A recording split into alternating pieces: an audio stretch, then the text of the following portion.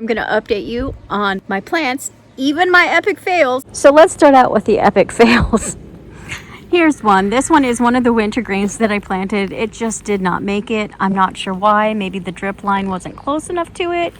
You can see that there is a drip line there. I'm not sure. Maybe a mole or gopher got underneath it and ate the roots. But this one is a goner. The one over here is doing okay. No judgment about the weeds, please, anywhere, because I've had surgery twice in the last 6 weeks. I've got one more to go. This summer, the weeds I'm just really bad at. These are not dead. These are just the daffodils that I need to cut and trim back. Big fail number 2 is this apricot flavorette rose by Proven Winners. Not entirely sure what's going on. It does have a little bit of black spot, but we have a couple other roses with it, and they are recovering nicely after we have sprayed the fungicide. This one, we have sprayed it, but it is definitely not recovering very well. Maybe it's just because there are daffodils in this pot, so once I move those daffodils out, hopefully this one will recover. It's not waterlogged, and it feels like it's getting enough water, so not entirely sure what's going on with this one. This one here, this one's a win. In about a month to 6 weeks or so, we are going to have some excellent Marion berries. These will turn darker, get a little bit bigger, and of course we don't have a big selection of them this year. This is the first year we've planted it, but it is doing well. As a matter of fact, it is doing so well that it's overflowing the pot. We definitely need to build a trellis for this one. But we will have good Marion berries for the next few years, hopefully. Now crossing the driveway over to the other berries. The next one isn't faring so well. It is the Chilcotin or Chilcotin raspberry. I'm not sure how you pronounce it. And it is not looking so hot. The deer, in its defense, have nibbled on this a couple times. But there was new growth coming from down at the bottom, so I wasn't too concerned. And then all of a sudden, it just stopped. So I'm not sure what happened. We just got a bad plant because look, every other plant. All the other ones are thriving. They're doing. This fall gold looks really good. If the birds or the deer don't get it.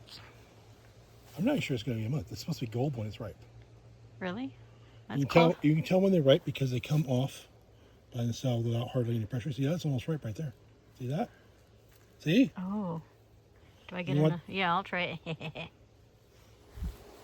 Might be bitter. No. That's good. These are so much better than the red ones. I don't like the red raspberries. These are excellent. Then let's eat them before the birds and the deer do. It's going to be the only berries we get. Those are good. But why do we have them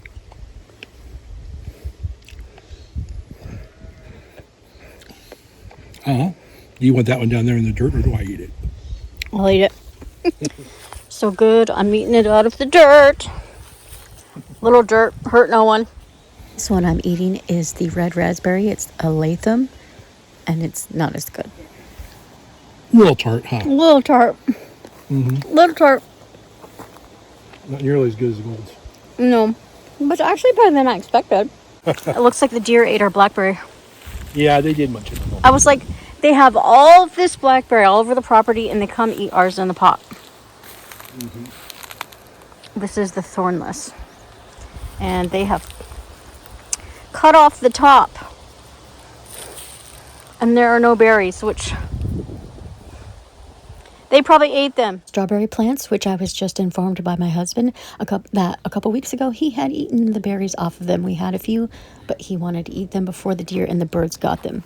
And this is our awesome Superbena. This is doing fantastic. This is technically an annual in our area, and it overwintered for us. We planted all of this Superbena last year. This is the pink cashmere Superbena by Proven Winners, and I just can't say enough about this. We're hoping that it'll come back a third year, but I doubt it. I don't have high expectations, but anyways, it is amazing and definitely worth planting. Here are our pines, cedars, and acers. They're still looking good in their pots. The dwarf Alberta spruce faring pretty well despite the fact that they're not on drip. So these two firefly fuchsia yarrows are looking really beautiful here on this side. Now I planted two more on the other side, and they are not doing well at all. I don't know if they're just not getting enough sun over there or what, but they are looking pretty shabby. So there's a stark difference. There's enough sun for the roses to grow, so I'm not sure if that's it. I don't know what's happened. Like, I don't know, maybe something is eating them from underneath. I'm not seeing any bugs on them. Maybe it's because there's simply too many weeds in this area, and if I weeded, that would help them tremendously. I'm not sure, but those other two are gorgeous. Now, all of the violets that are popping up from last year's fall plantings, it's got more blooms on it than it did a week ago. It's looking pretty good, especially considering we have had a couple days of 90-degree heat and they're still just shining like it's cool weather. And not too far away from that one is another one.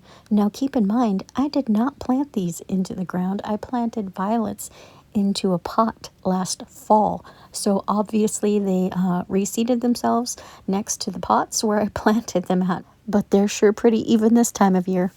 The Gara that we got from the farmer's market last August is looking very pretty right now. I love the whimsical look that it gives. And the fuchsia that we bought from the farmer's market at the same time is not currently blooming, but the foliage is coming in really nicely. So I'll show that and update you that when it starts to bloom.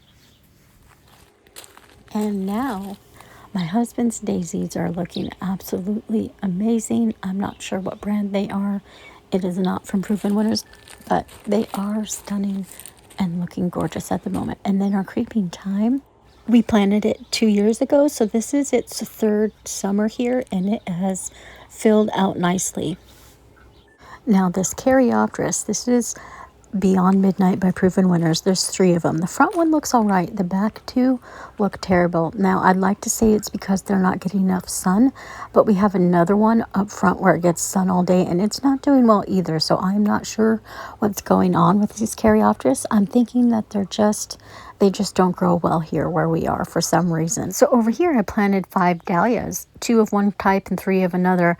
And obviously 2 are growing better than the other 3, so either they're maybe getting a little bit more water or sun, or it's just a different type of breed of varieties. One variety is growing better than the other. I'll have to try and look back and find which variety is which and let you know. But I'm just happy all 5 of these popped up because those tubers looked pretty bad. Now let's go check on the other tubers that I planted around the corner by the climbing roses. Well, I'm not seeing one in this area unless that's one underneath the weeds and the blackberry briars that I need to pull, but I don't think one popped up in this area. But it looks like that's one there, so 1 out of 5. And here's the second one, so 2 out of 5.